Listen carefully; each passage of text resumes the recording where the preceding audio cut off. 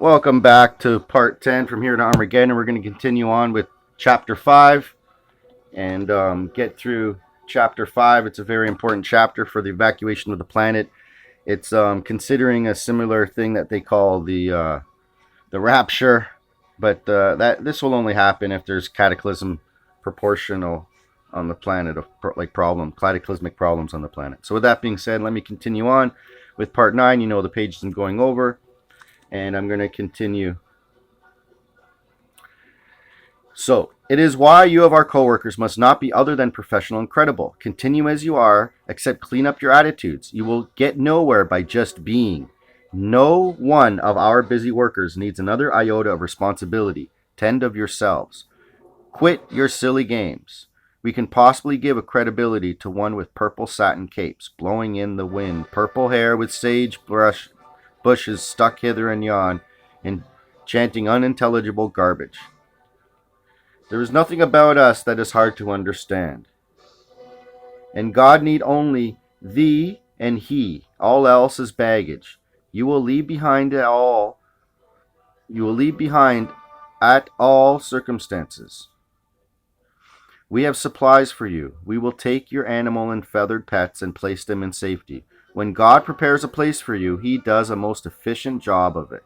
All the remainder of this New Age nonsense is exactly that, nonsense, and will most surely hinder your progress. So be it. There are many from other places in the cosmos who will come simply of their own volition and their own purposes. To these we merely extend our hospitality and our accord.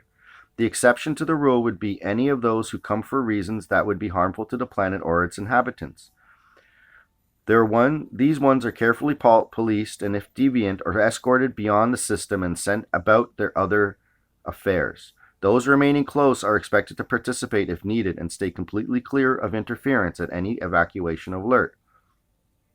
There are often replacement fleets who come to relieve others of their tour of duty.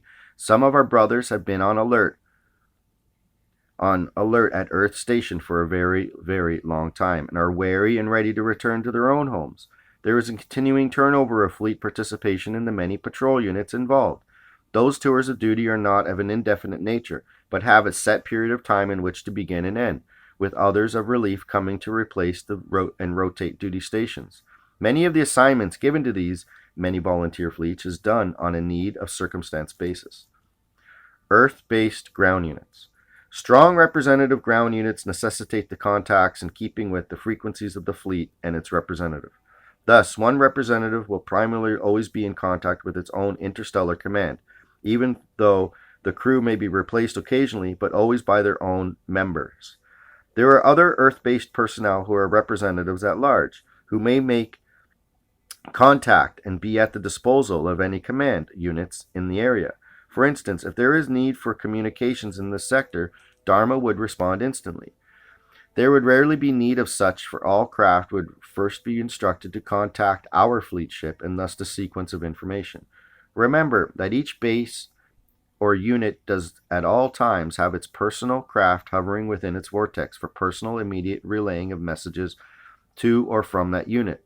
This station or platform never changes, although the persons involved might be removed temporarily for rest and relaxation to return later.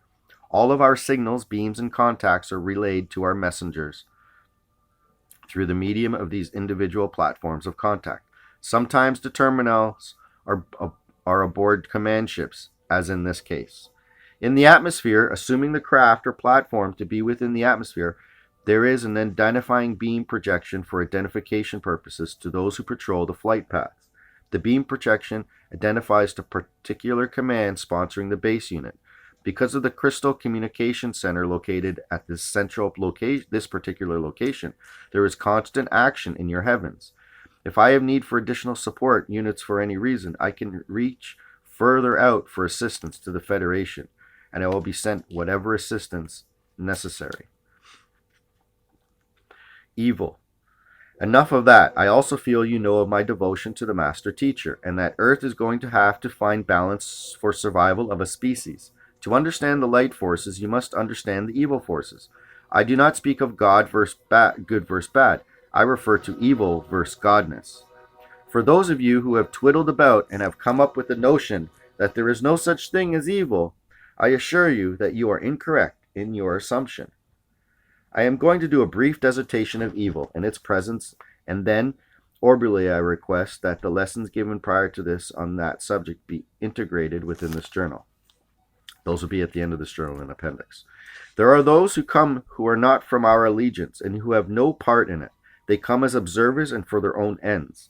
They are often highly scientific geniuses, and their material to their contacts can be highly impressive.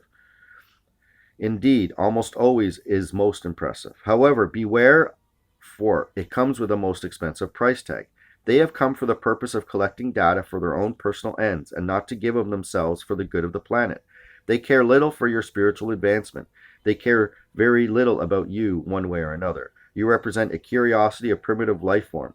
These ones are not considered portions of the dark forces, which is another allegiance, but are simply a neutral force when it comes to assistance to Earthman and higher principles and laws contributing to his soul growth. There are many worlds out there, dear ones, many galaxies with individual solar systems and within other universes.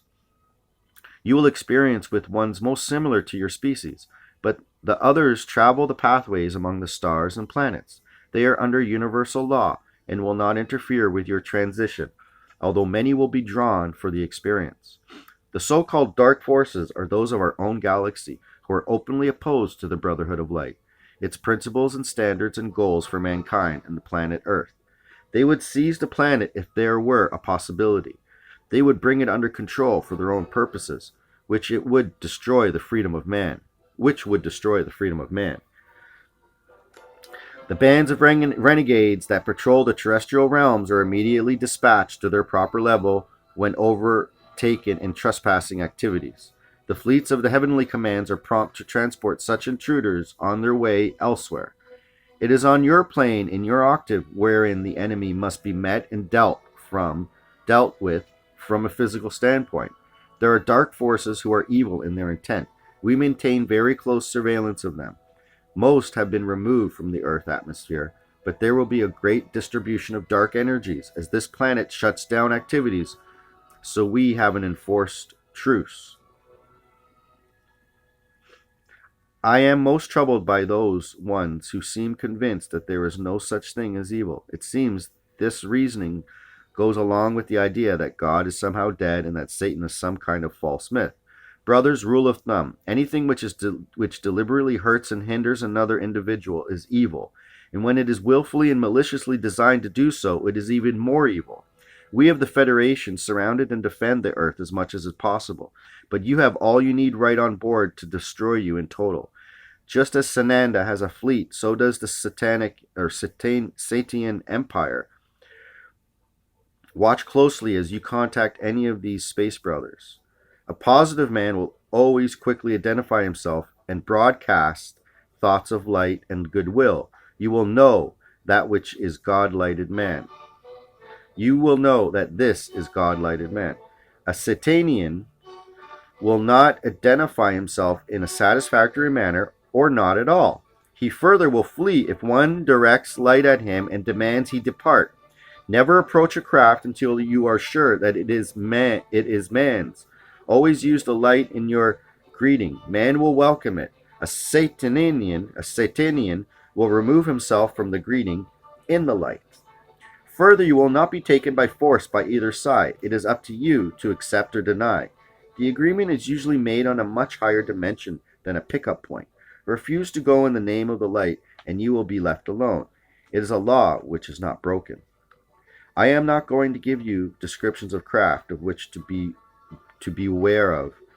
beware, for as you move close to the transition, there are ones from galaxies far distant from Earth whose ships are quite different. Most of the lighted galactic ships are spherical in shape and easily identified. Most of Haton's command of Pleiades and almost all of my immediate command ships have brilliant rotating green or red, green, yellow, and white lights. We are easily identified at night, for we station between you and the orbiting stars and planets, that we have constant surveillance. Most will appear no different than the star. We effort at showing our presence to our Earth-based workers for confirmation of our presence. We will soon be moving into your visible consciousness. Enough for today, Dharma. You are weary, for you have moved at this pace for several weeks now. And we must not have short circuits and burnout. Go in peace, renew, for we have much to accomplish. In appreciation and love, I salute you, Chela. Chela means student. Adonai, Ashtar to stand by, out.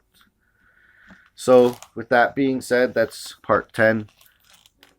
With chapter 5 completed, we'll move on into chapter 6. Control is in the hands of evil, and the next fraud, and this and that going on with even AIDS virus being a fraud.